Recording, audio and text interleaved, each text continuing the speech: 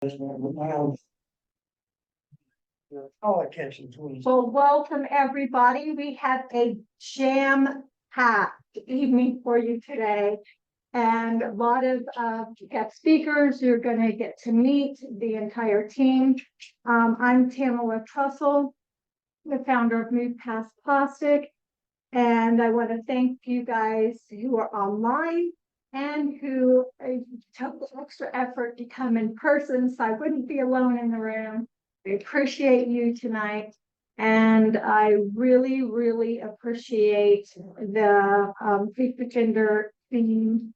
They're amazing and they're doing great work. And we hope all of you, after you hear about this project, will get involved. So let's see here. We will move on to introducing our first team lead. And his name is Shashank Anand. He's a postdoctoral research scholar in the Department of Biological and Agricultural Science of Engineering at Texas A&M University, and his primary focus involves enhancing the modeling approach for organic carbon dynamics under various land management practices and shifting climate conditions. And he has earned his PhD from Princeton in 2023. I'll get these slides to migrate. You're not happy with migrating slides.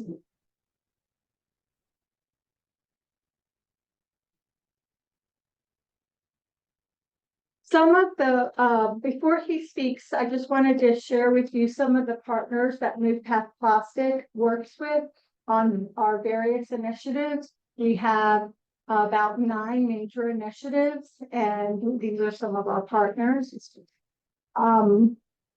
So I also would like to, before Shasha comes on, is to recognize our tribal lands. We are in this Susquehanna tribal lands region, and we honor their capacity, of which they have always thought to protect the land and the environment. All right, so take it away.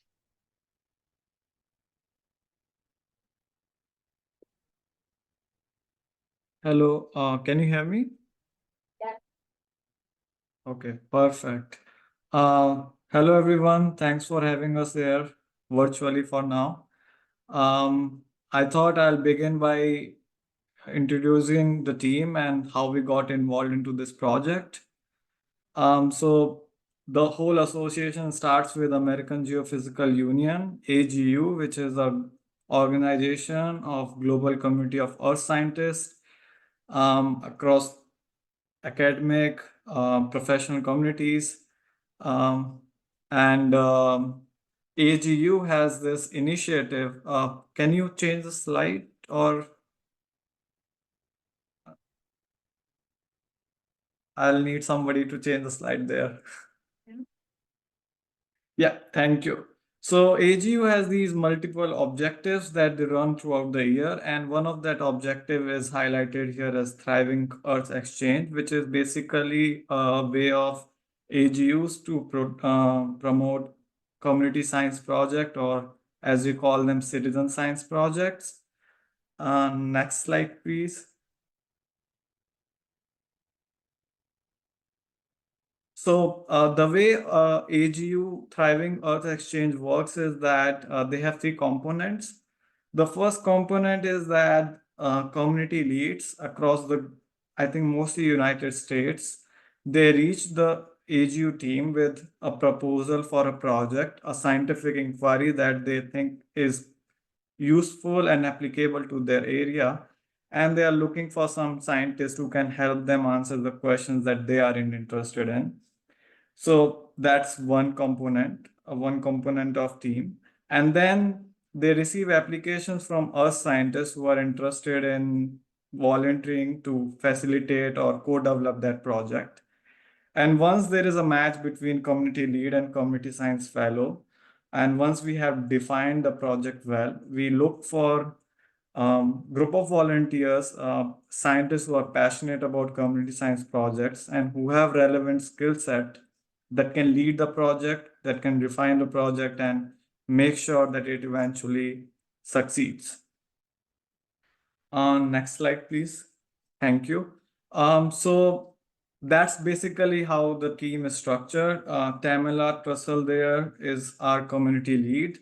I am that community science fellow from AGU side.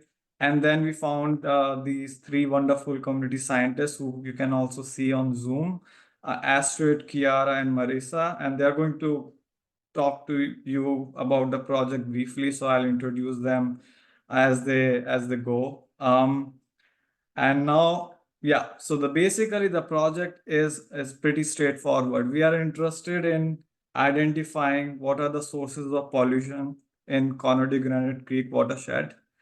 And this is, I think, just not one particular creek. This problem is persistent in mostly the Northeast United States, where a few decades back, a lot of industrialization and suburban crawl led to a potential source of chemicals that can enter your streams. It can affect human health, and there is no regulation as such, and there is not an information, a procedure that you can follow to understand uh, what are those pollutants, how do we deal with them. And that's the basic idea here is that we want to identify what are those source of pollutants and taking Conodoguinet Creek watershed as a case study. And the idea is we'll try to look for, and we have been trying looking for potential sources that can be government organizations or open source information that we have to find the information and then to analyze that what can be the potential source of a certain chemical substance that can enter a stream. And then the final deliverable that we have planned for this project is to come up with a recommendation that can be used to further monitor, test, and probably remedy the situation on ground there. And then we hope that this particular project, the way we design it, can be used as a baseline for other creeks around the United States. And again, we'll go through all these pieces that I've said in 2 minutes, basically. Every team member will go through it. So in that chain, the conversation will be started by Tamila Trussell. So she is a community leader for this project, as I mentioned before. She is the founder of Move Past Plastic and TLC Education. She is a climate reality leader, a master watershed steward, and a board member of Cumberland Conservation Collaborative, Carlisle Climate Action Commission executive member, and Conodoguinet Creek Watershed Association. And she will start from the very basic conceptual part of this project and give a scientific overview of the typical pollutants and their sources in a watershed, explain how we can link the pollution around us to the ecological and human health, and describe steps towards pollution reporting and remediation. Now, I think most of us are there in person, so we'll keep an eye on the time. If there is some time after the talk, we can address the questions right away. Otherwise, we have allocated, I think, 10 to 15 minutes towards the very end of this program where we can discuss things in detail. So, Tamila, over to you. Thank you so much, Hassan. So one thing that I want to stress is this is a community-driven project. And without the community's participation, with community organizations, businesses, individuals, schools. You know, it can't be successful. So success is definitely determined on participation. We want to engage through this process with keeping in mind not just the research and the data, but history and stories and health impacts and climate impacts. And we really want to try and engage as many youth as possible as well. It's very important for people to experience their watershed in order to want to protect it and understand it and its virtues that it brings to us, and how we are very interdependent on one another's health.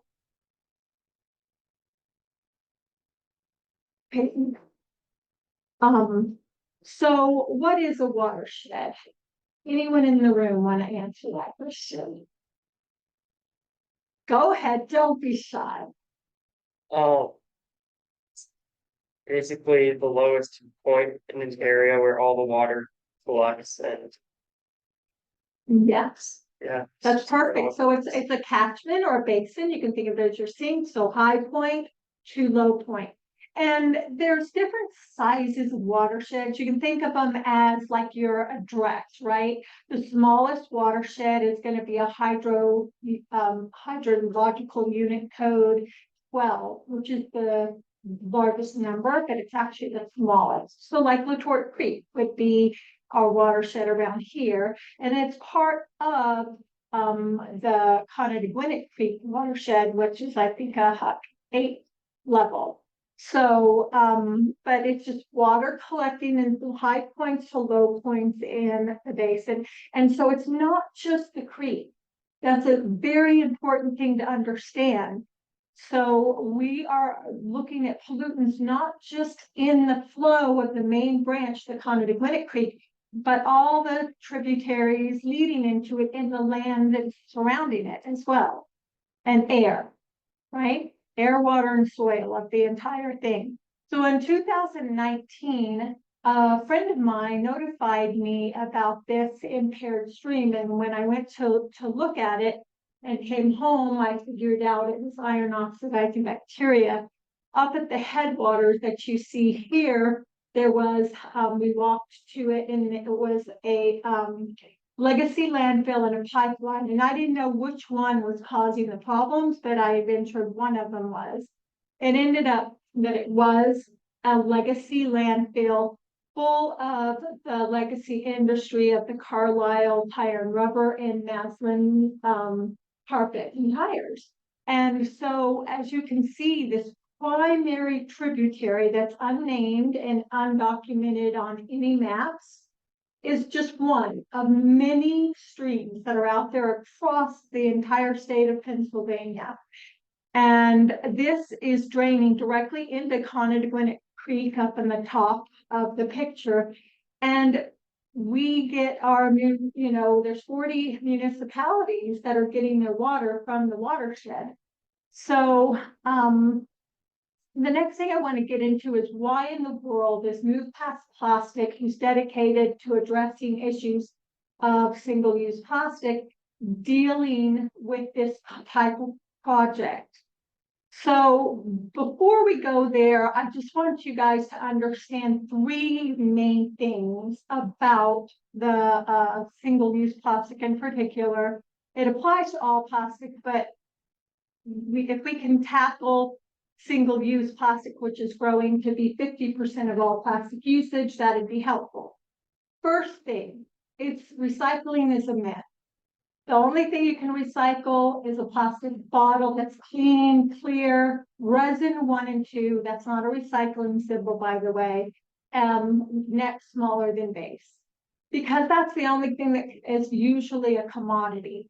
Some other resin numbers, such as 5s and 7s, you know, occasionally are commodities, but rarely.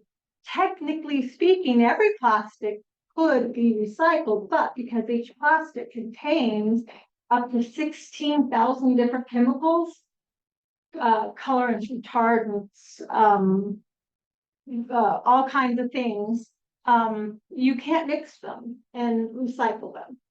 So only 10%, not even 10%, 9% has ever been recycled. Currently, we're at 5 and 6%. And the exponential growth, we're due to triple plastic production by 2050. So that's one thing. Second thing I want you to know, in addition to recycling, is not that you shouldn't do it, right? But like, don't think that if you do that, you're good. And the onus is on you to recycle, because it's not. The onus is on the plastic producers. And the systemic crisis that they put us in. But the second thing I want you to realize is that plastic, I don't want you to think of it as just litter anymore. Like back in here, you could see this was my sorting in front of Prairie. 95% of the material is not recyclable. Only that little chunk in the back was. But plastic equals chemicals. Okay, so every time you see plastic, I don't want you to think of litter, which you can, but like more than that, it means chemical. All right. There's over 16,000 types of chemicals in every plastic, and they can all be different. There's 3,600 of them that are not tested for safety and are considered hazardous. And so we need a lot more research in that. A new chemical is being produced every 1.4 seconds, and it is being produced for the petrochemical industry. So, I was mistaken, sorry. 4,200 are highly hazardous. So many statistics. PFAS is one of them that was just declared hazardous, right? So that would have been just a few months back, not on the list in that 4,200. Does that make sense? So the Stockholm Convention has said, if you look at this, you see in the top middle here is climate change, and the planetary boundary of safety, it's 1 or 2 levels removed. But novel entities or chemicals and petrochemicals are like 4 or 5 levels removed. Okay, and so that means, what is the Earth's ability to break down, dilute, absorb chemical toxicity so it doesn't impact the environment? That's what passing the planetary boundary of safety is. And you can see, of course, biodiversity is off charts, and use in agriculture, nitrates and phosphates.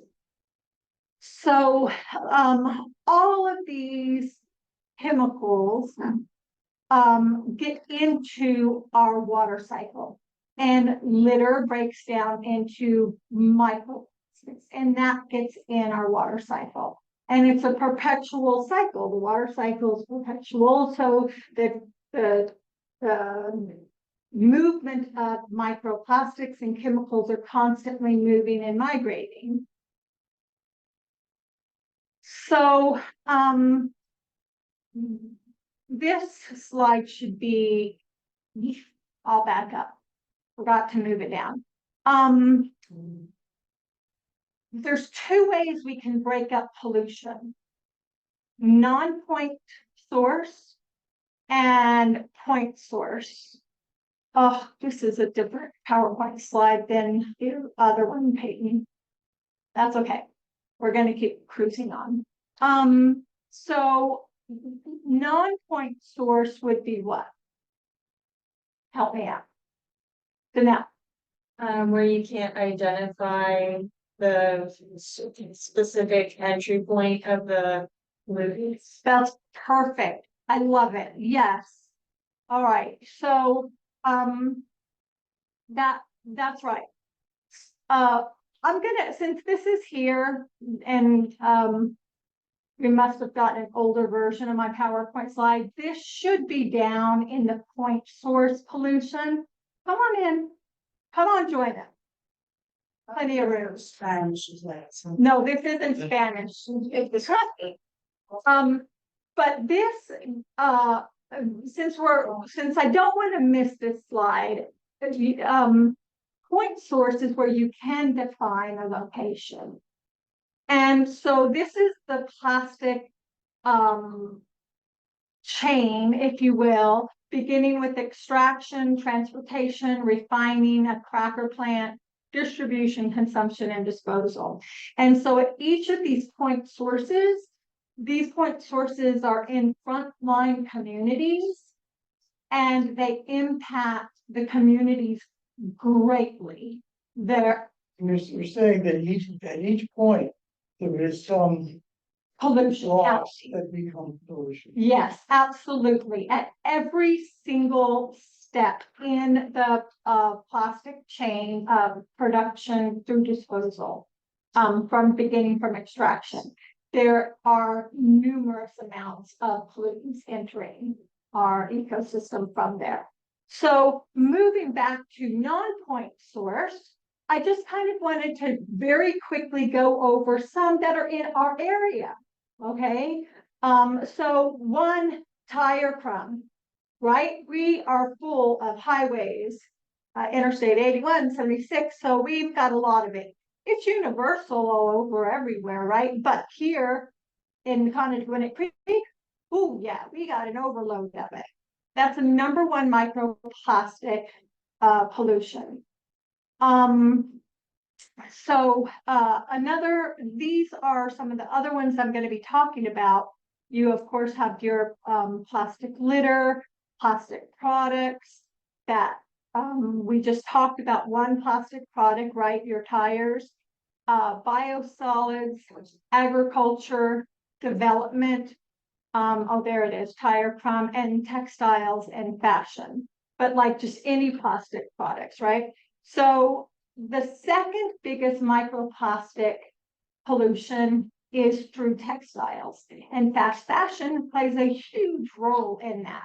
Every time you wash and dry your clothes, you are flooding, your water goes where? Back into the creek, and that's getting full of these microplastics.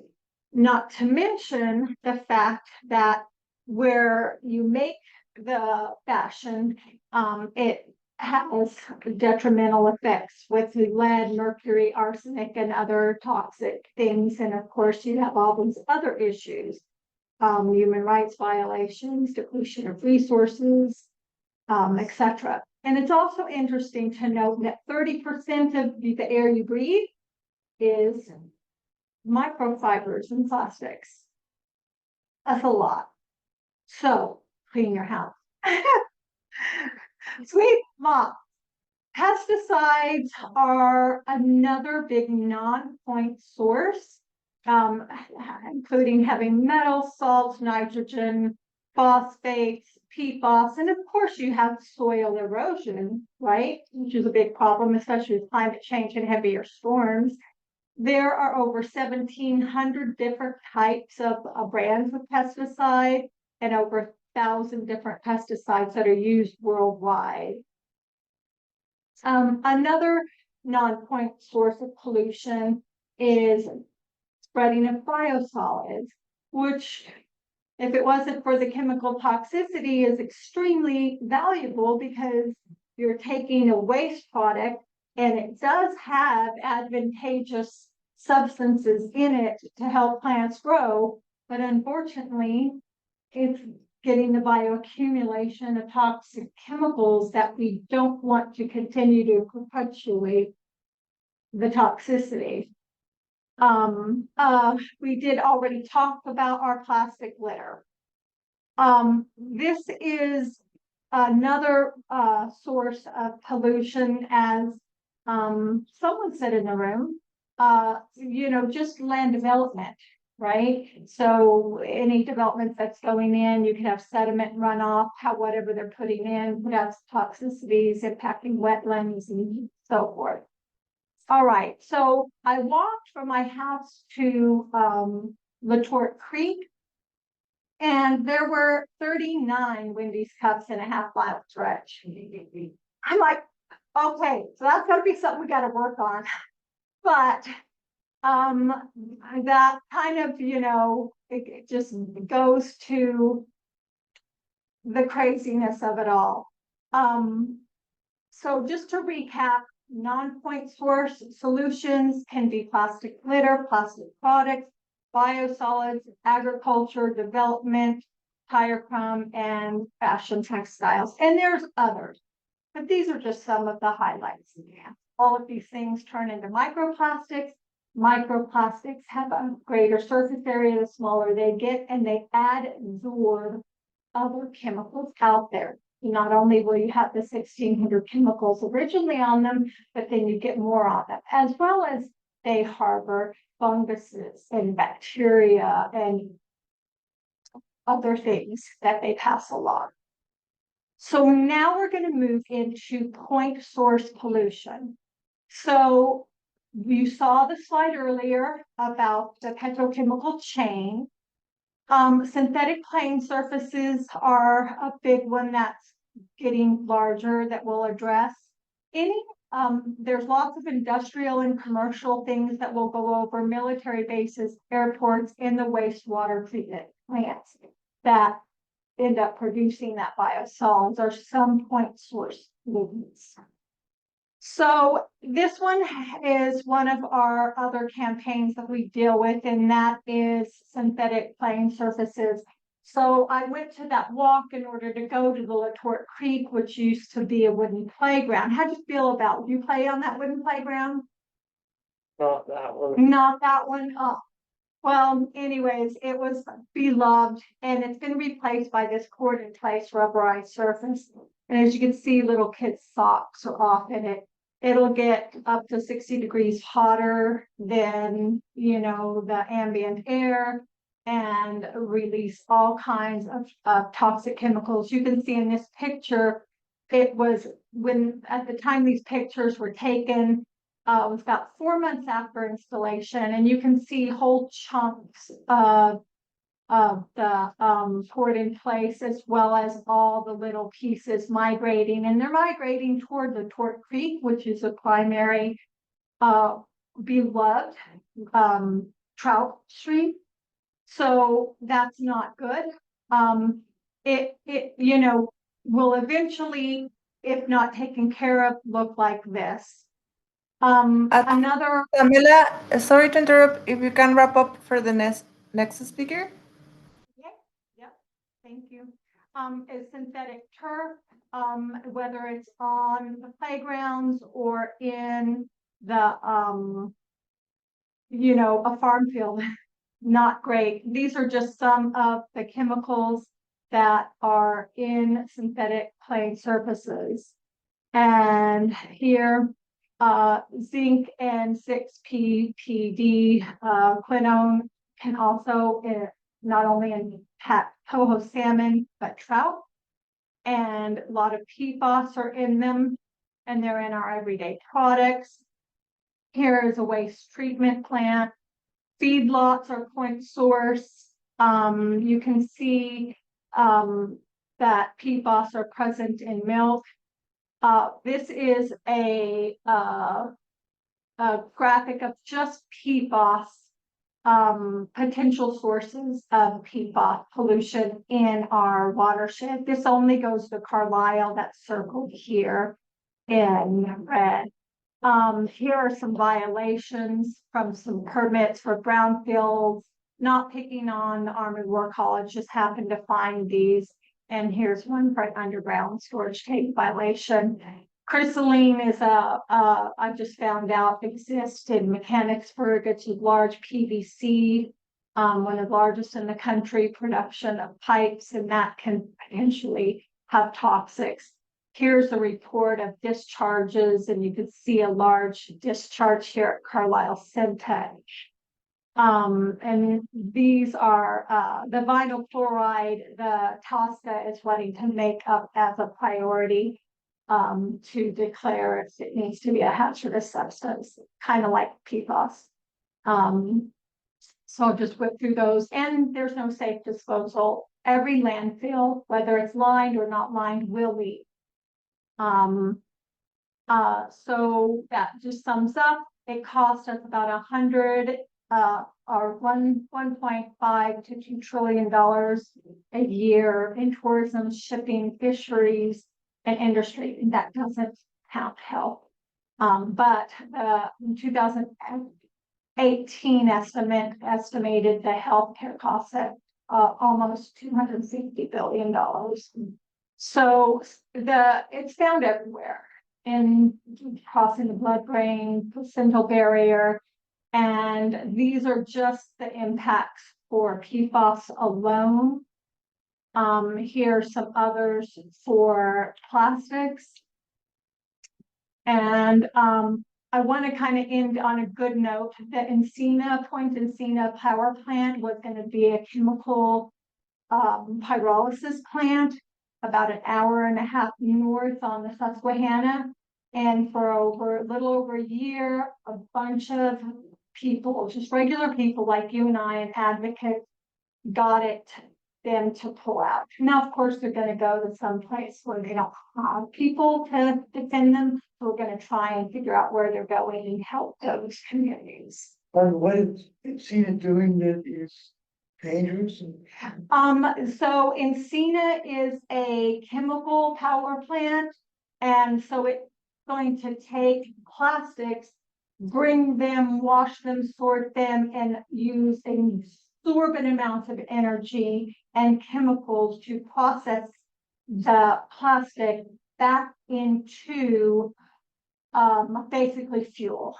They say they'll process it to be used back to plastic, but once again, think about money. We're subsidizing the petrochemical industry, so it's cheaper to make virgin plastic than regular, recycled plastic. So, Shashank, if you want to introduce the next speaker, thanks. That was an excellent presentation, Tamila. Thank you. Now we are running a bit behind, so I'll directly go to the introduction of the next speaker. Our next speaker is Astrid.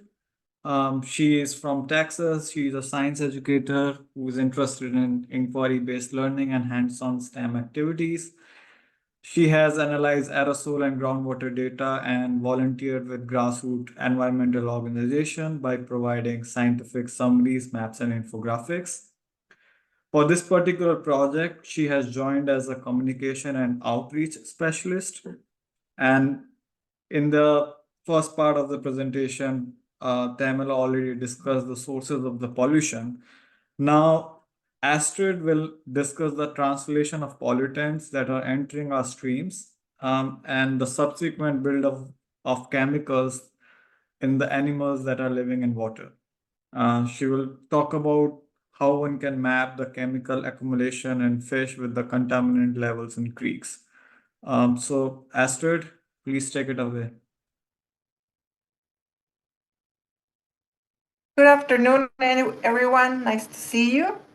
So I'm going to talk about pollutants in fish, which is one way in which pollution impacts our lives, our health, and the environment.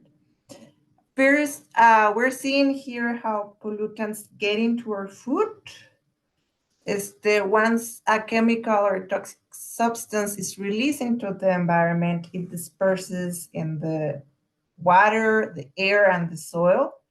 It can then be taken up by plants and animals as they go about their busy lives, swimming, eating, what have you. And as time passes by, these chemicals can build up inside their bodies in a process called bioaccumulation. So the concentrations of these chemicals increase over time in an organism. There's a similar thing that happens when we look at the whole ecosystem, at the food webs, and how different plants and animals relate to each other. For example, the plants can take in pollutants from the water or the soil, then they get eaten by bugs, which are then eaten by fish. And since the fish need to eat a lot of them because they're bigger, they build up even greater amounts of pollutants and so on at upper levels of the food web. Because of these two processes, the animals in the ecosystem can end up with concentrations of pollutants high above of those found in the water, air, or soil. And for the same reasons, you'll find more pollutants in older, bigger animals, and also in those in the upper levels of the food web. Next slide, please. So if these chemicals are getting into our food, is it safe to eat them? So, how many fish can you eat safely? The Pennsylvania Department of Environmental Protection gives some advice with regards to fish. There's a rule of thumb that they give is 1 meal per week. So you can eat 1/2 pound meal of recreationally caught fish unless you have a health advisory for your stream. Okay, so can you go to the next one, please? Next slide.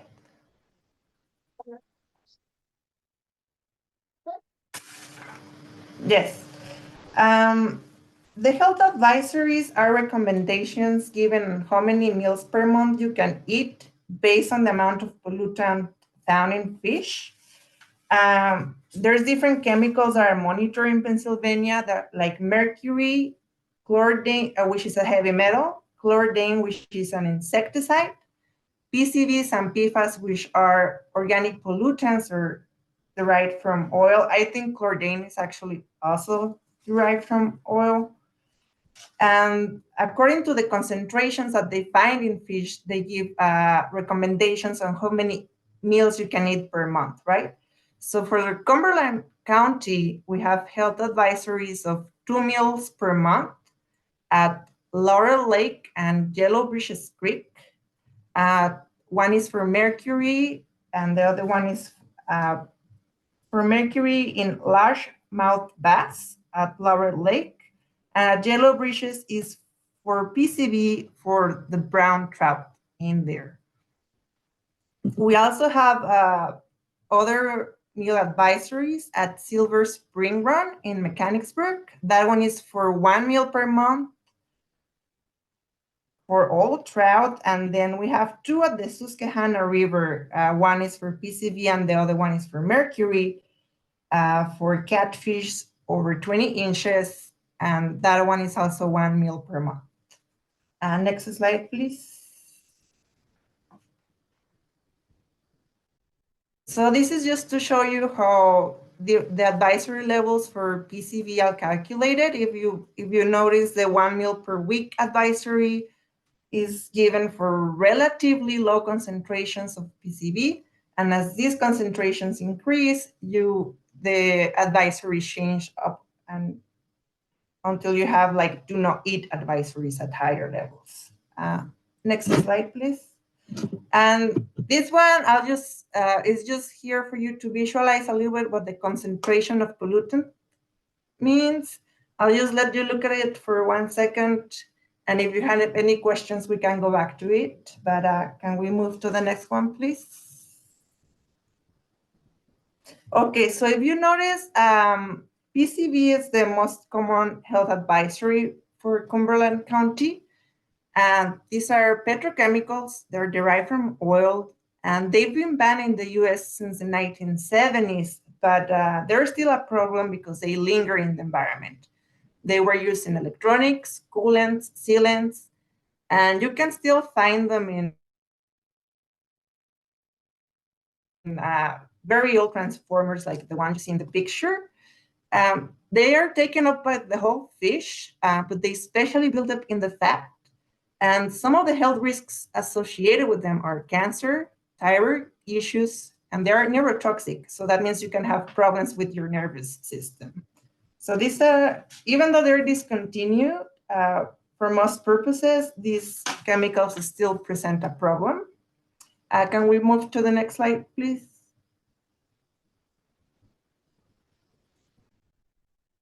Next slide, please. Oh. Yes, that one. Thank you. The other chemical we're going to talk about is PFOS. This is one type of PFAS, a chemical you heard in the earlier presentation. There are also petrochemicals, and they're known as forever chemicals because they really linger in the environment, but they could also be known as the everywhere chemicals because, as you heard, you can find them inside people, fertilizers, the rain, drinking water, and in your fish. So for these reasons, because they're everywhere in their environment, and because they can cause adverse health effects at really low concentrations, the EPA established a limit this year for PFOS concentrations in water at 4 parts per million. And again, that's a very small concentration, but you can still get health effects from these chemicals at that low levels. Some of the health effects are a lowered immune system response, cancer, and low birth weight. And on the picture that you see there up of fish, you can see that the average fish in US streams, the average concentration of PFOS is thousands of times higher than the limit for drinking water. Okay, so it's a bit hard to compare the two, but can we move to the next slide, please? There are some calculations done by the Environmental Working Group where they determined that if you eat one fish per year with the average PFOS concentration that we saw earlier, is the same as if you drink water for 1 month at 5 times the EPA's rule. And then if we move to the next slide, you're gonna see if you eat fish that has PFOS concentrations at the levels of the 1 meal per week advisory that we find in Pennsylvania, that's the same as if you drink water for 1 month that's contaminated with PFOS at 60 times above the EPA's rule. So these advisories were set years ago before the new rules, so they're probably outdated. So it's just something that you have to keep in mind, even though there's no local advisory for PFOS here in Cumberland County, you should be aware that you're in different places, these pollutants might be even more present, and they can be a really important source of pollutants for people. And one of the recommendations given by the DEP to reduce your exposure to organic pollutants like PCB and PFAS is to remove the fat and the skin from the fish because they concentrate there. And especially for PFAS, if you can remove all their organs for the fish because they concentrate on the liver and the eggs, someone in the gut, and you will find them the least on the fillet. So if you remove the fat, the skin, and the organs, you will reduce your exposure. And that's it. I'll be happy to answer any questions if you have at the end. Thank you so much. Thank you so much, Astrid. That was awesome. We do have a minute if there is a question for Astrid. Otherwise, we can always go in the end and talk more about it.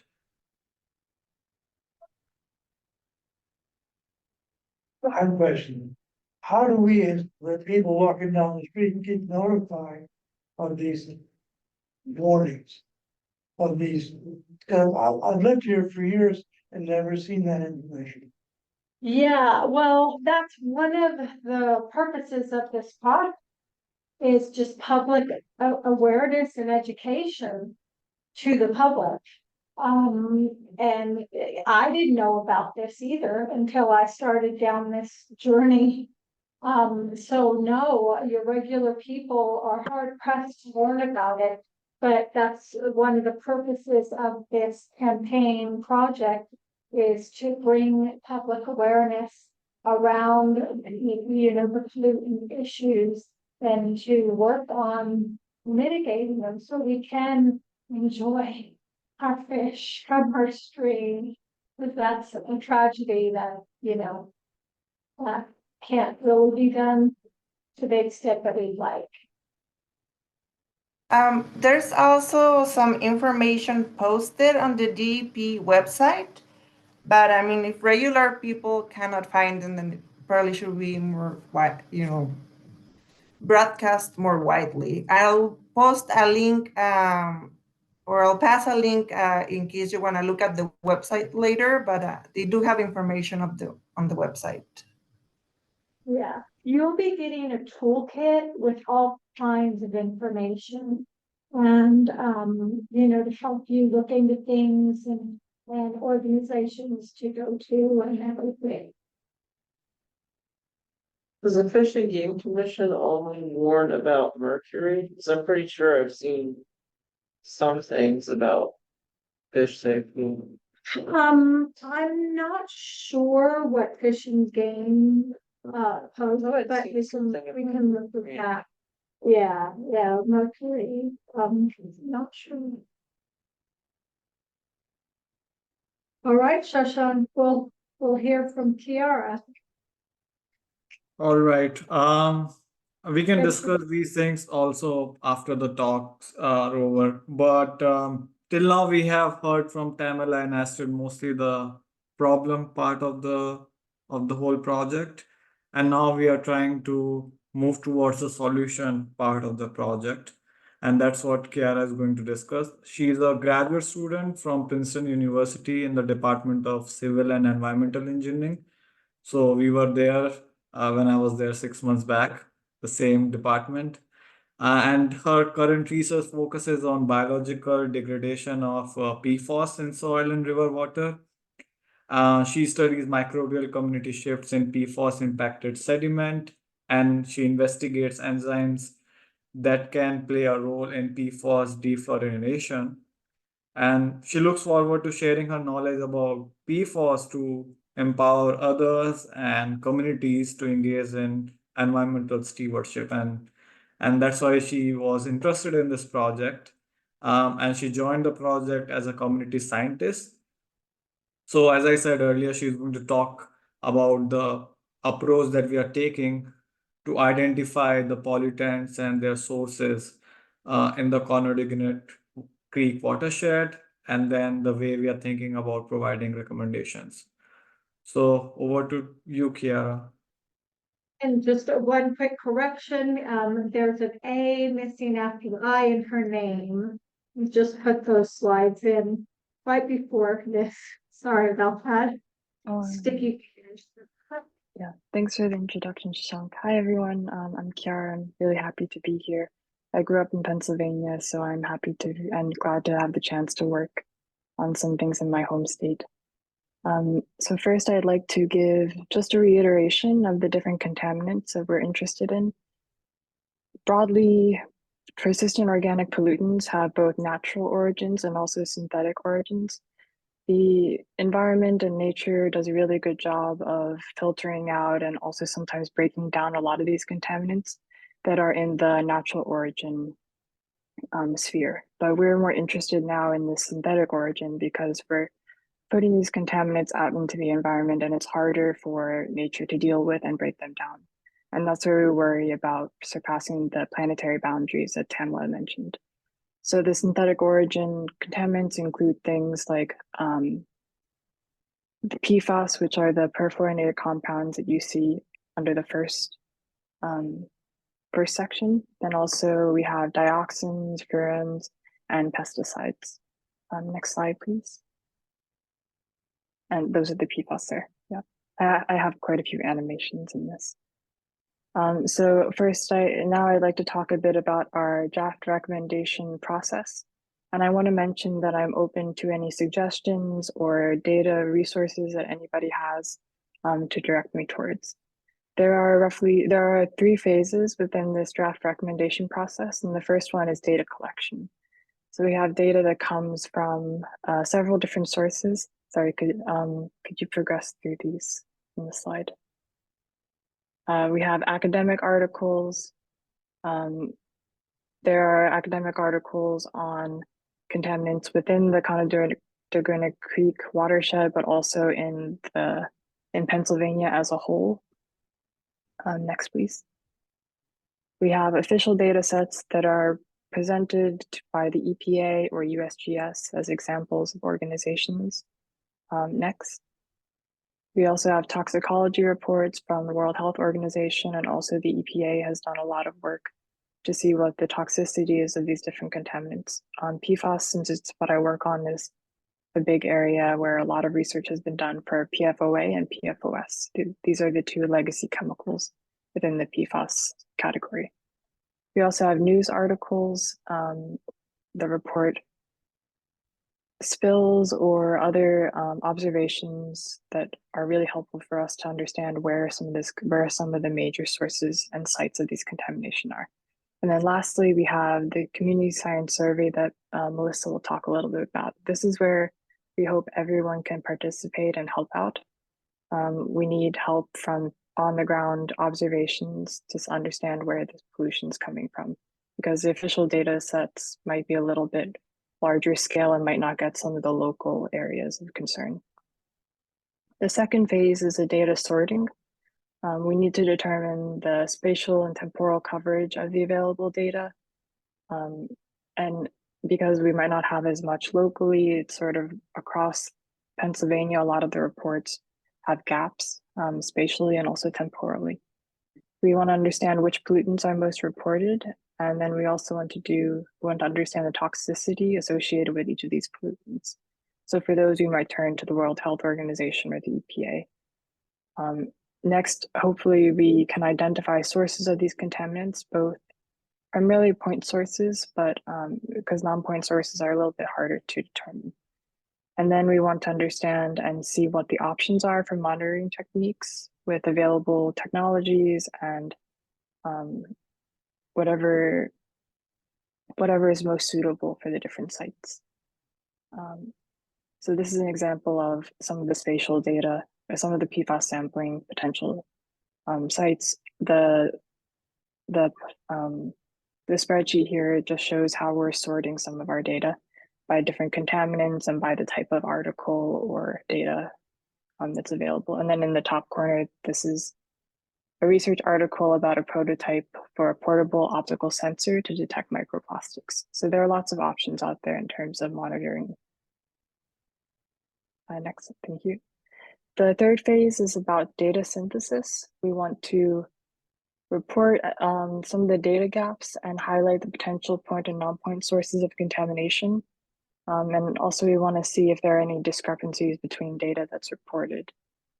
From there, we will move on to monitoring recommendations and then remediation recommendations given the existing regulations. And hopefully, if possible, also consider some of the upcoming regulations. This is an example of an article that talked about PFAS contamination from an electronics manufacturing industry, and this is across PA. So I think it's important not just to look at the Conodoguinet Creek watershed, but also what's outside, because that could feed into and contribute to pollution there. In the left corner, we have examples of macroinvertebrates that can be used to understand the health and assess how the stream is doing. So this is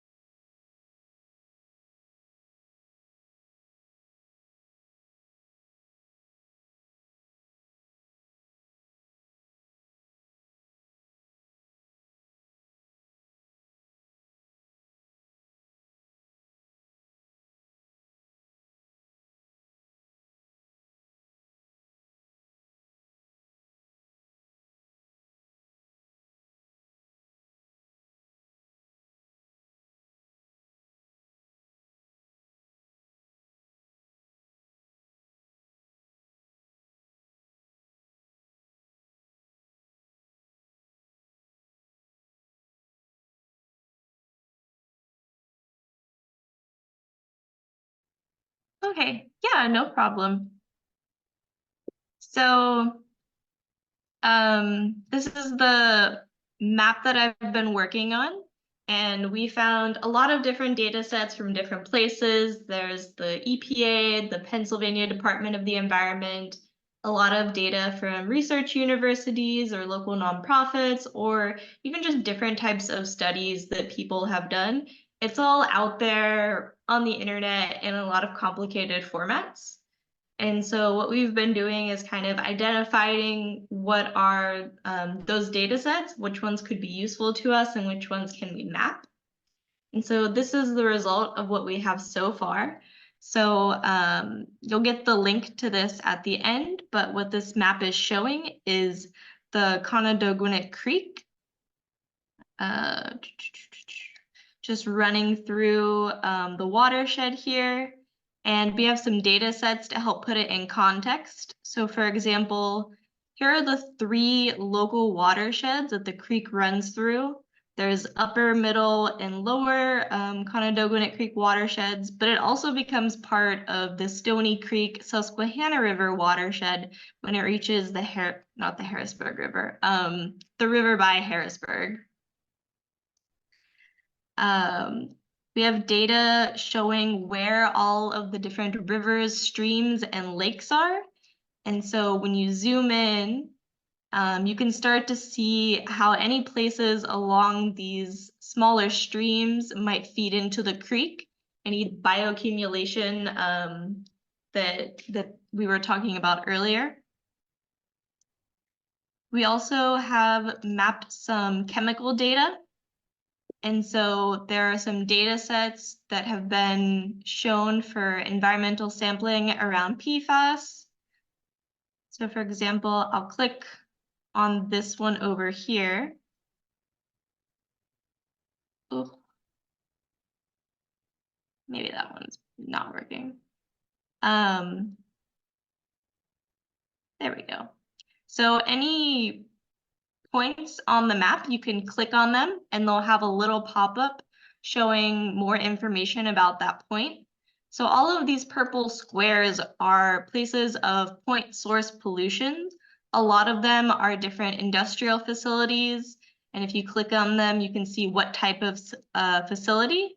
You can see the name of it. And then you can also view the regulation report filed to the EPA and the environmental justice report for that area. We also have some data from government polluters, and I think someone mentioned the Carlisle Barracks earlier. So this place has also been marked to be suspected of PFAS contamination. There's some additional info.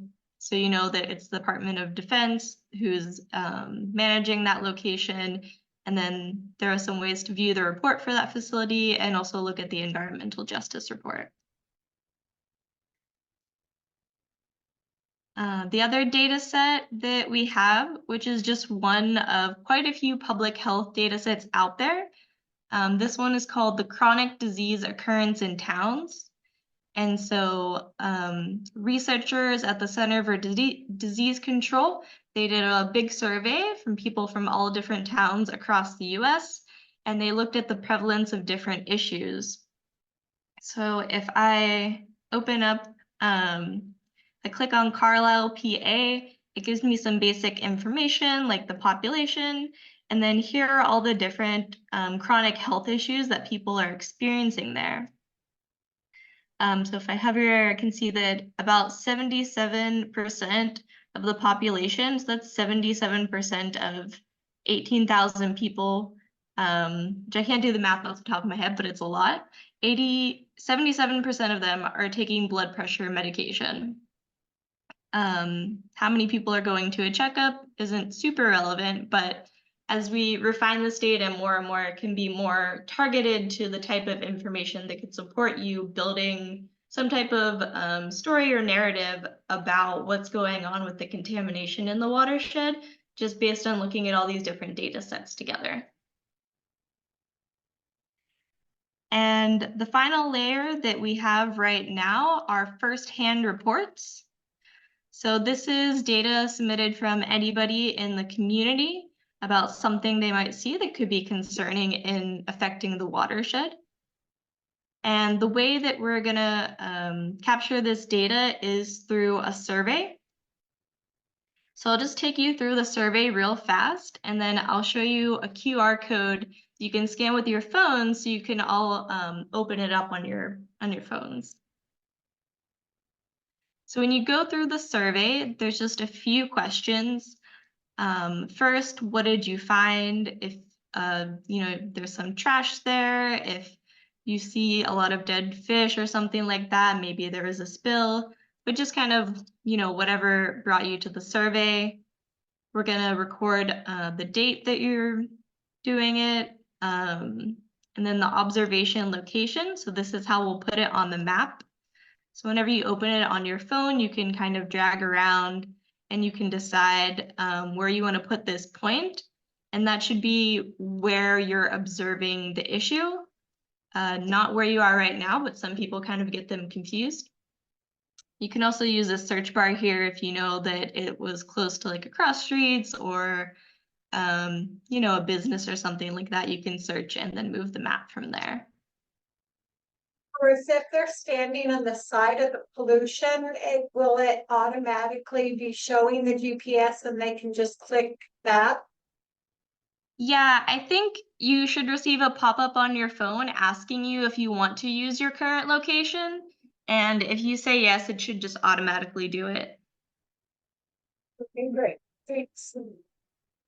Yep. You can take some photos. So these can be photos that you take in the moment, or maybe you didn't have service while you were out, so you took photos. You can upload any photos that you took, like an hour ago too. That's all fine.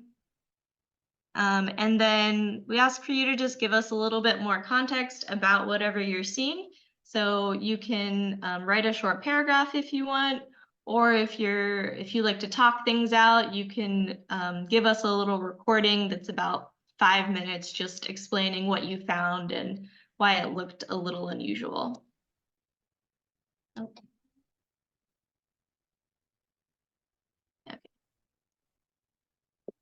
And then after that, there's some contact information, and we've tried to be mindful about how much we ask of you. So all of this is optional. If you do end up filling it out, that just kind of helps us either get in contact with you via phone number or email, or just learn a little bit about what types of community members are engaging with the project. So for example, if you're a student, if you're a researcher, if you're just a resident, maybe you're a health worker, those different identities. If you put this in when you're submitting the survey, it could help us with future funding. It could help us apply for grants, and it's just really useful information to see who we're sharing our information with. And then once you submit the form, you'll get a link to the map so you can go check it out, or you could just submit another report. Does anyone have any questions about the map? If not, if you Just comment that if you do put your personal information in, and then we can contact you to let you know what's happening with that situation. So I do have a question, real quick, if possible. So when people submit these, are these like whatever they're observing, is that then somebody from your organization or somebody related to that goes and checks on it, or is it and like confirms what the person is reporting? Yeah, so that's another reason that we want community participation, right? Because I'm the only, immediate member on the ground right now with this project. My rest of my team is off site. So that's the other reason we need other organizations and businesses and people to help out with this. So maybe you want to be a volunteer that can help follow up on some of these reports.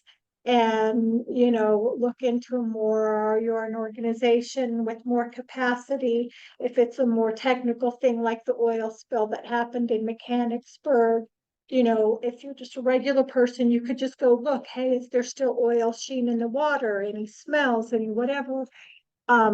So community engagement will be critical to following up on these reports. And if there's any data submitted, that will go directly onto the map that people can immediately look at. Yeah, and I'd even invite all of you right now, if you're just a little bit curious, you can scan this and you can put in just a testing survey point, maybe just where we are here or anywhere else, just to get a feel for how to use the survey.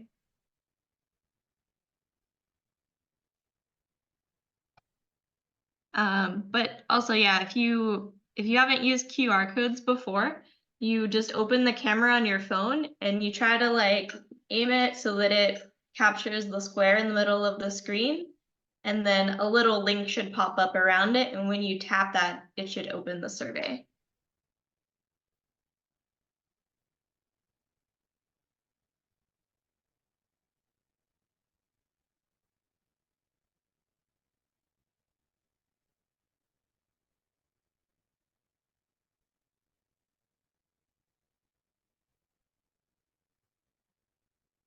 It working from that distance, guys. Is it too far away?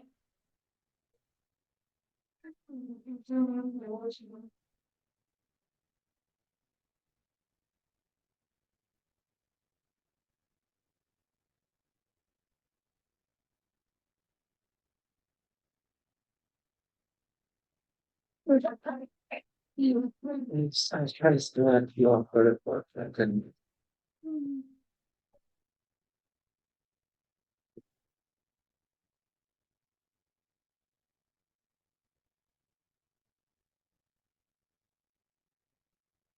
Is it working okay? Most of you got it to work. So far, I think everyone's got it to work except for one person in the room. And she's an MPP member, so I will work with her. Okay. Yeah, Thank I can you.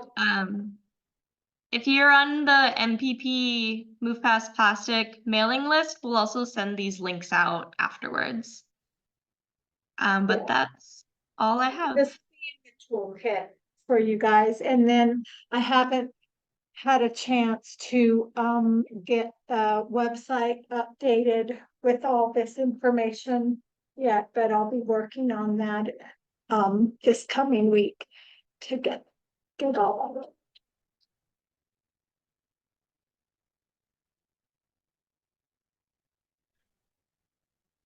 Thanks, Marissa. And I think as Kiara and Marissa reiterated, it's very crucial that we get this information on ground because there is a limit of what is available in public and how we can really map the source of pollution, especially if it's like a point source pollution in the creek system. So these observations are very crucial for the success of this project, I would say.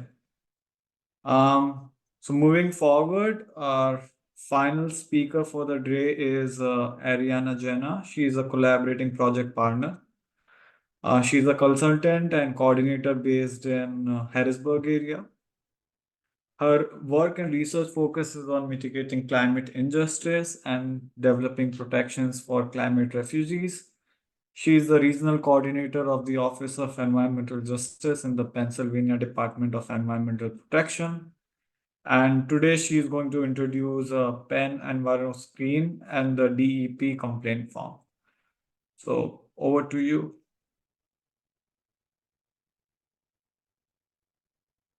Looks like when I switched to in order to get Marissa on, it dumped my PowerPoint. So just a second, let me reload that.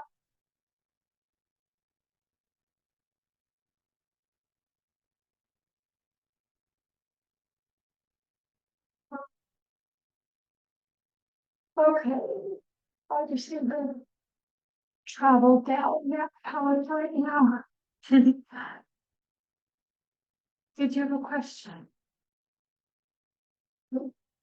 Just, did you want me to stand Oh, up? yeah, you're here. Get didn't recognize you. Get over here. Hello. Today. All right, I know. Oh my gosh. There she is. We have someone in person. Yay. Work right here. All right.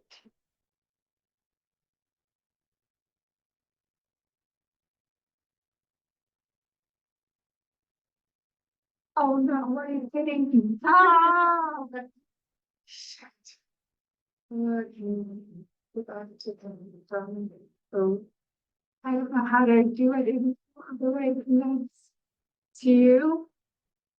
We're Now that with doing I this know, way. now that I'm already in it, I don't want anything whacking out. You're Of course, it could whack out just going flipping through these so fast. Recap.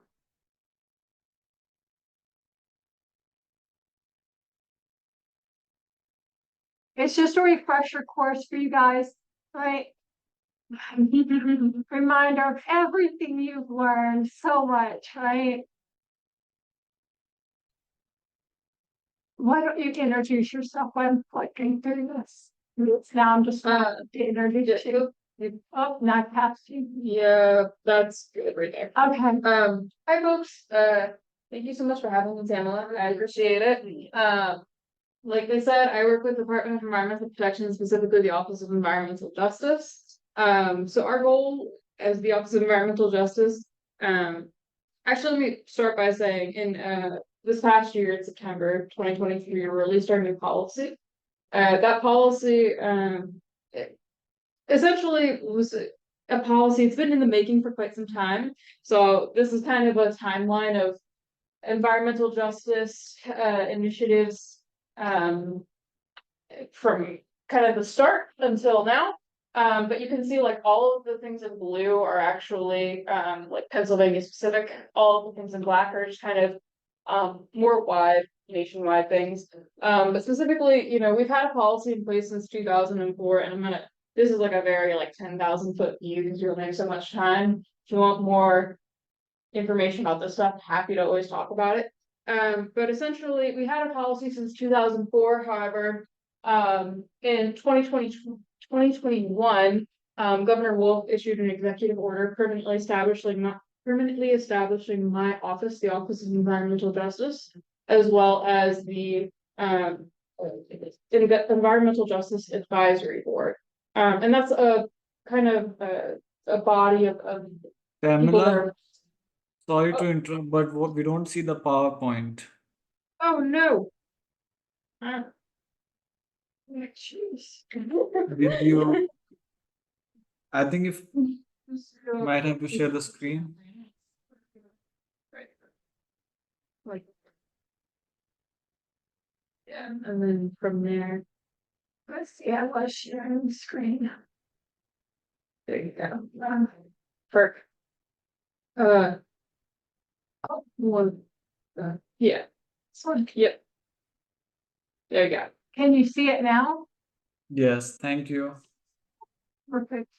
There's a whole lot of history to what I was talking about, but I'm gonna just kind of, like I said, keep it brief. But in 2021, my office was permanently created, as well as the Environmental Justice Advisory Board, which is made up of folks from all across the state, from all the different varying regions, that provide advice to secretaries, the governor, on environmental justice specifically. My office works to really engage with folks and folks in environmental justice areas, specifically to let them know. I mean, a lot of what DEP does is permitting, compliance, and enforcement. So a lot of what we do is, you know, if there is a permit within an environmental justice area that is considered a trigger permit, which is essentially a more impactful permit. You know, you have some permits that DEP gives where it's like putting a fence along a creek. We don't need to like alert the masses of that, but things like, you know, expanding a landfill, right? Or, you know, making increasing the volume of trash they're taking in a day or making it more long lasting. That's when someone like myself, one of the environmental justice folks will get involved and work with, tell the community what's going on, educate them. You know, create some plain language summaries, right? Because a lot of this gets very technical and in the weeds, and I myself am no scientist. But also on top of that, you know, when we are going through the permitting process, that means, you know, having spaces for public input, like public hearings, public meetings, and whatnot. Aside from permitting though, DEP also, specifically with our new policy, our environmental justice policy, we really want to kind of shine a light on things, specifically one of them being proactive community engagement. We don't want to just go to community members when there's issues or permits or emergencies or concerns. We want to just be there ahead of time. So a lot of my work from the day to day is like contacting groups like New Past Plastics and coming out to things like this, going to tabling events. I've been to a lot of different venues that are all over the place, but trying to build that community ahead of time and also provide resources to folks, specifically like, you know, we're talking about grant work, community-based organizations, providing them access to and knowledge about certain grants that we offer that might be offered at federal level. So that's like a very, like I said, 10,000 foot view of my office. We also, of course, when it comes to enforcement, and that's what I'm going to talk about in a bit, want to be working with environmental justice communities and folks in there. There we go. So I'm gonna skip through this just because we're running short on time. Main thing I wanted to show you folks today is our pen and virus screen tool. This is our state-of-the-art mapper that we released in September along with our policy that helps us to identify environmental justice areas. So this is what we use when we're looking to, you know, determine based off our policy if something is a community is an environmental justice area or not. So as you can kind of see, there's gradients here. The darker gradient means it's a more impacted area. And what we do is we, previously, before we released this, we only determined environmental justice areas based off 2 criteria, those being income and race. Now we look at 32 different criteria. We have kind of like 2 buckets of criteria. So there's population characteristics. So that's things looking like socioeconomic status, cancer rates, you know, population over the age of 64. Within a particular census block group. And then on the other side, we also look at environmental burden. So maybe that's proximity to hazardous waste or to impaired lakes and streams, things like that. And like I said, there's 32, so I'm not going to list all of them. But just to kind of show you, I hope this doesn't mess things up if I click on this. We will see. I'm so sorry if it does. Can you folks online see the new screen that I just? They cannot. I will edit that. Oh. Oh, it's coming out. They might be able to. Folks online, are you able to see the new tab I just opened up? Or are you still seeing the presentation? We'll do stop sharing. Yeah. Share. I was hoping if I shared it there or open it there, it might do it, but you know how tech is. I do. All right, they should be able to see it now. So this is our tool. Essentially, you can enter any address in the state, of course. You know, our tool doesn't go beyond that. No, okay. The trend Carlisle, which I was shocked. We have Egypt communities now. We are considered. Yeah, certain parts of Carlisle. So Yeah. it's done by census block group. So like I can't say for like all of Carlisle, and I can't say for like a specific address without checking. Oh, it didn't go? You guys can't see it? Oh no, you've got to be kidding me. Technology's not our friend today. There we go. That's what I want. Yeah, but I think that's what we do. Oh, it's doing that where where you have to get rid of that. It's working now, No. It's but not not on your thing. not up here. That's the issue. okay. Basically, we just put in The address here. the zip code. And it pulled up Carlisle to show that part of Carlisle is considered environmental justice area. So I'd be happy if you ever are looking for like more information on this tool. Because it doesn't want to work with me now. But if you ever want help using it, happy to like hop on a call, work with you on that. Specifically, like I think it's a little wonky at times, so that's why I'm also like very eager to help people with it because I can show you the tips and tricks I've learned.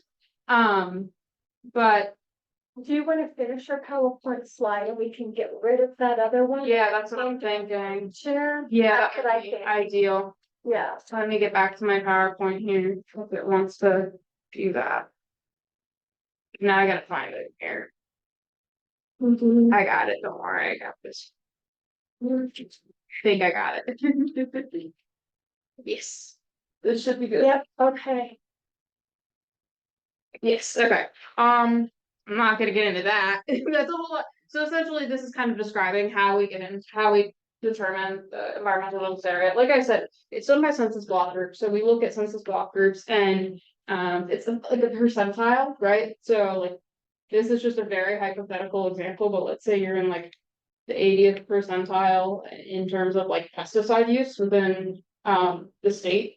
And all the data, some of it's state level, some of it's nationwide, so it depends. Essentially, like that would be, you know, you're considered a score of 80. And what we do is for all of the different environmental burdens and also population characteristics that we have, we generate a score. We do that multiplication and then create a final score, and that final score will help you if it's an environmental justice area or not. Anything over 80 is considered an environmental justice area. And it's not necessarily like, you know, of course it means that you've got more going on, but it also means that like you'll have someone like me getting more involved. Just because an area isn't considered an environmental justice area though, doesn't necessarily mean that I don't get involved. We also have an opt-in process within our policy. We didn't want it to just be like black and white where, you know, like maybe you have a permit for a facility that's happening right outside of an environmental justice area. Maybe it's like particularly contentious. We don't want to just like negate that and not consider that in our policy just because it's falling right outside the boundaries or something along those lines. So we do have an opt-in process and an opt-in form on our website that I'll send you to send out to folks, where folks can opt in from it and say, you should be doing more engagement with this with folks. And we would consider that and ultimately deem if we should or shouldn't. And from there, potentially opted in. So just as a point of reference, this is also a little dated. This is all the contacts. So we are in South Central Pennsylvania, like considering in DEP's regions. Harrisburg kind of down, like all Juniata down, all the way out to Berks, and then all the way out to Bedford is all considered South Central. So I'm your point of contact for that. Sorry, or hopefully not. But also like if you know any folks living in any other regions, we have all of our information, contact information up on our websites. We encourage folks to reach out to us. For lack of a better term, we are looking for any excuse to get involved with the community, to show up at events like this. So if there's ever a time when you want to learn more, or maybe a group you're working with wants to learn more, please don't hesitate to reach out to me. My contact information is right there. But also Tamla has it. And I can pass out a card if you're really that interested in that. And this is more contact information for our office. We have a newsletter that you can sign up for.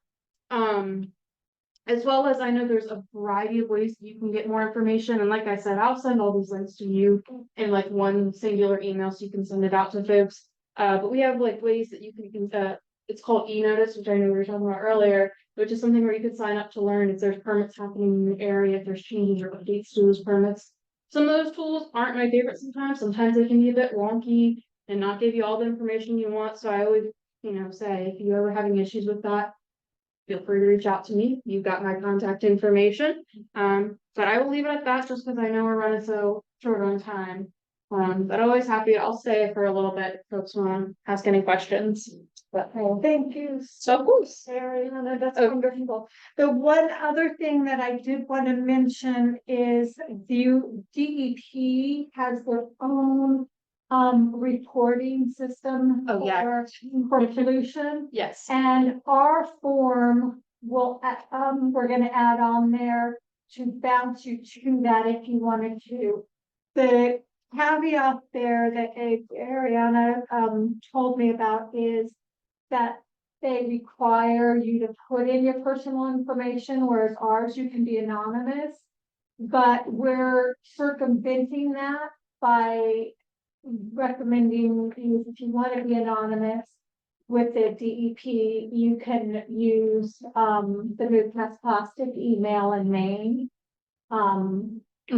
And that's our workaround, right, Ariana? Yeah, it's a very unfortunate thing. They're like, it's anonymous, except you have to add an email. And I'm like, well, that's not really anonymous. But we do have a complaint form and system. So if you're ever Yeah. running into some of these things that we've talked about today, I'd also encourage you to submit a complaint through DEP so we can send an investigator out. Can't be eyes and ears everywhere all the time. Try to be, but we can send someone out there to go look at it, and if it's something very serious, potentially, Right. mitigate it. That primary tributary that I found, I did submit a PowerPoint presentation to DEP and they could follow up and do some testing on that square. So see, we have tools now, guys. We can do things. You have power. All right, Shashank, I will. back to you. Yeah, I think we have reached the end of the presentations that we had. So we are here if you have any questions for any part, any feedback, or anything. We are here to discuss that.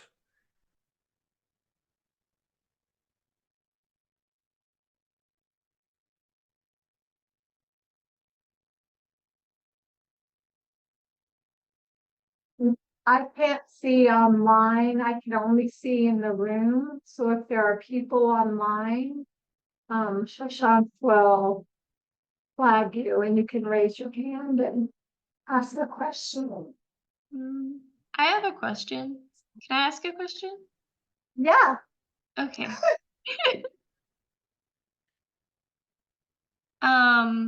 My question is for the woman from PADEP. I'm sorry, I missed your name at the beginning. Oh, what is your name again? Oriana. Okay. Yeah, I'm wondering the Pennsylvania Environmental Justice app that you showed, who's kind of using that for decision making? Like, are people using it when new development is proposed? Are they just using it to kind of see where grant funding might be good to flow? Like, what decisions are being made based on that map showing how communities are impacted? Me all right back here, or do I have? No, talk loud. I think they can't hear me. Can you hear me? Yeah. All right. So that map is actually ever since September 16th, 2023, when we implemented it in our interim final justice policy, environmental justice policy, that map is being used by DEP within for permit applications and permit decisions. So when we're reviewing permits now, we specifically have on our permit applications for folks to identify if they're in environmental justice areas. We also in the back end do, because sometimes folks don't like to use our map or don't know how to use it. So we're working to also do that as well. But also, like you pointed out, in grant decisions, a lot of the time that comes into play. So like with state level grants, there's a lot of prioritization of grant funding to environmental justice areas. So that's being considered by the state. I'd also say, like, in terms of use, I mean, everyday folks, I would recommend use it to maybe better understand their own community, as well as maybe, pairing that with use of some of our other like notice systems, so they can be identified when there is permits in their community.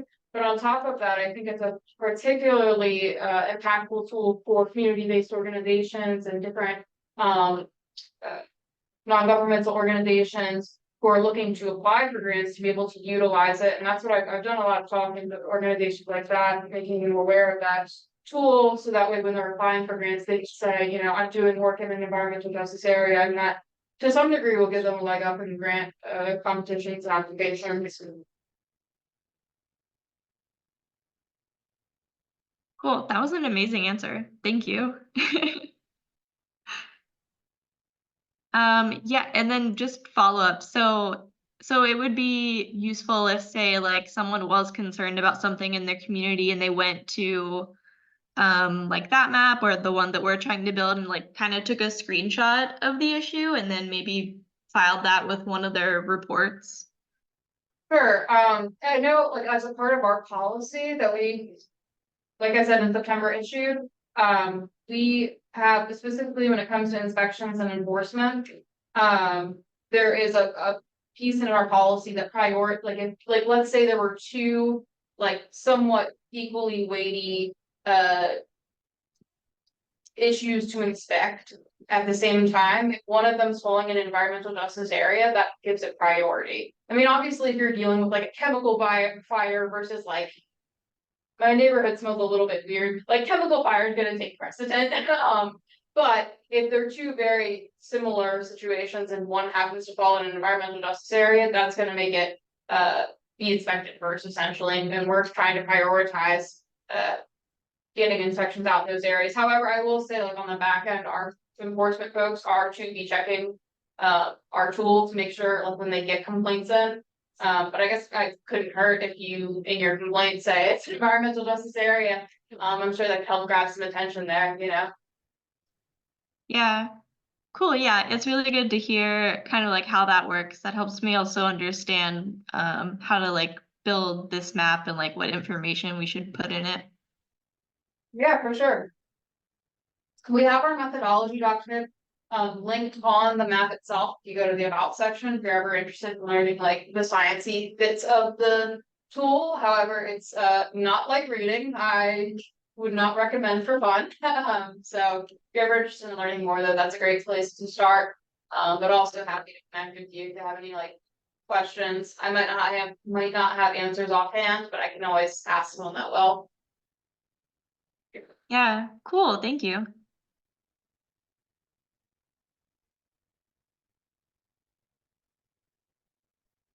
Any other questions, comments? What do you guys want to see happen with this project? Or I will be sending out, in addition to all the resources, I will be sending out what actions you can take in addition to documenting through the report form and looking at the map and, you know, seeing things, but I'll have other specific, you know, things that you can do coming out. But what are some things that you're kind of like thinking about, you know, and in your head of how you could help promote the project in any way? You know, you have groups you can share this with, social media. You want to make some memes or little video, you know, little video commercials, or, you know, there's lots of, you know, ways of engaging public outreach. Would you like to give a presentation about the project? There's lots of ways that we can, you know, engage in this project. But any thoughts? I'm just asking a question. So the main point of this is we're gonna go to somewhere on the creek or in the creek watershed. Are we just gonna take pictures when? Are we just gonna be reporting if we see a source of pollution? I Yeah, mean, we're not gonna go somewhere and say, I didn't see anything. We're gonna say, I saw trash, or I saw oil, or I saw right. something So going in. the data report pollution form is if you see something that you think is problematic, then you would go to that form and, you know, complete it out with the location, pictures, the description. Okay, So that's one aspect. But the other thing we need is if you guys know of people doing research and data. There are watershed groups, like we know Lower Susquehanna Watershed right now is doing water testing on bacteria.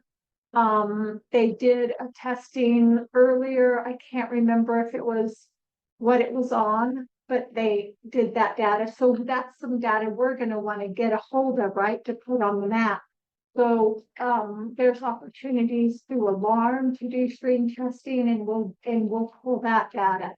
So, you know, if you want to you know, help when these reports come in, that's a way you can help with the project. There's a lot of ways of helping with this project, and your creativity could come up with a lot more than I'm gonna offer out, you know? So, any other comments, questions, or concerns? I had a question from a totally different point of view. Over time, has our area gotten better or worse? What is the trend over the last 40 years? Because where I grew up in Western New York, it was horrible. And now it's much better. Yeah. And I'm wondering what it is around here in the South Carolina. I don't know, Marissa, is that some data that we could pull? Because that was one of the things I did want to include as historical. You know. Yeah, I think that's definitely something we can look at. Whatever the water quality monitoring data is, however far it goes back, we can kind of look at that and then see if there's trending. And that would be good, because you could go, oh, well, we're bad, but it was worse. So there's like hope, right? Or, oh, we were better, so we need to get better. It can work both ways, right? Yeah, I think that's definitely something of interest, and it can help, you know, argue for doing something, you know, by looking at our past. Now, I would say, based on looking at a lot of these new emergent bioaccumulating chemicals, there's not going to be a lot of data. A lot of data has come out just in the last 2 to 3, 4 years. And that's why DEP tried to set maximum contamination levels for the drinking water, and now EPA has finally moved away from a health advisory to set maximum contamination levels. Because all of a sudden, we are getting more people doing research on microplastics and PFAS and some other chemical contamination.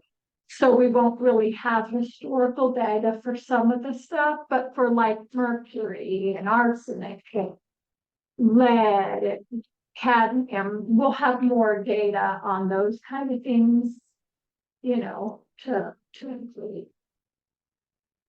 I just wanted to add something that you talked about, that we're barely kind of monitoring for PFAS, starting monitoring for PFAS. So that's something that's going to come up more and more.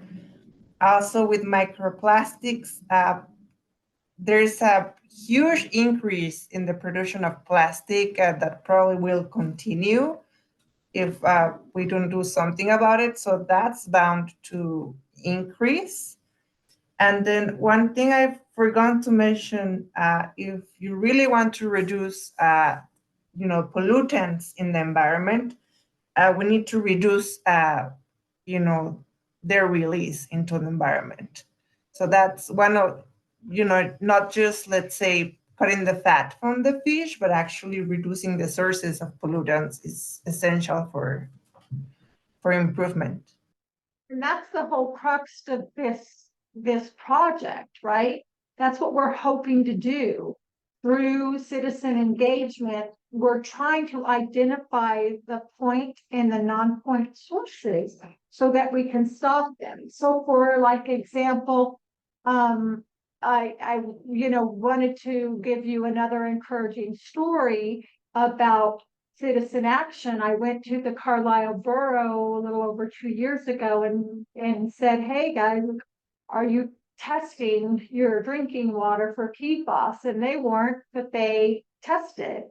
And because of that testing, they're now 3 years ahead of the curve with trying to get in a filtration system, because of course we tested hotter than we wanted to be. not nearly the highest as some contaminated places that they're in the thousands of parts per trillion. We're not there. We're around 10 to 20 parts per trillion, but it's still above the new EPA recommended maximum contamination levels, but they're ahead of the game for solving this problem, because me, just a regular person, went to a board meeting and asked them to look at this, and they did. And so your work can make a difference, and we can help identify these sources and stop them, because our tax dollars are going to have to pay for a filtration system, right? Wouldn't it be better if we go, oh, maybe we need to look at Carlisle Syntec, you know, and some other areas, as you saw on the map, you know, and see if they're having some pollutants contaminating. So that might be area we want to further test and monitor in the PVC plant and whatever. We don't know. We've got to look at all our surroundings and work together to make these recommendations for further testing, monitoring, and remediating. But that's what we're wanting to do. Let's stop the pollution before it gets into the environment. I also want to interject that even though those limits were set, and were like exceeding the recommended or the limits that are set by the EPA or those were all already set far higher than they should have been based on like internal data from DuPont and the producers of the chemicals to begin with. So even DuPont set the limit of safety far lower than what. Yeah, non-detect, Yeah. basically. Yeah, just to give you guys an idea, you know, like through Astrid's PowerPoint slide, you can think of right now we want a non-detect limit, or theoretically what we can test up to, which is 4 parts per trillion. What in the heck is a part per trillion? You can think of it as taking a piece of salt, cracking it, which is pretty small now, right? Dropping that in an Olympic-sized swimming pool. More than that is toxic to your health. So it's not a lot. So it's just one of many, many chemicals, and it's not just one chemical that we're dealing with, but these mixtures and pharmaceutical, like you know, that's another subset of categories, is pharmaceuticals are in on our wastewater, right? Because we take all these pharmaceuticals and we pee them out. And so they're in our water. And so I'm just, you know, like looking at the health data that Marissa might put on the map, and seeing, you know, okay, we know all these people are on this, you know, whatever, like maybe that's something we can do. Well, we are 13 minutes over time. If there are no other questions, comments, or concern, just look forward to getting emails from me from resources and next steps of things you can do. And just remember, if you think of other things that are not on there, which, you know, I'm sure your creative minds will, please just, you know, offer, you know, to help and participate and contribute and, you know, take part of this community project. And I really want to thank the team here. This just wouldn't be possible without each and every one of you. You're amazing. And it's been a joy working with you. And I look forward to working with the community at large for this body. Thank you, everybody. Thank you, everyone.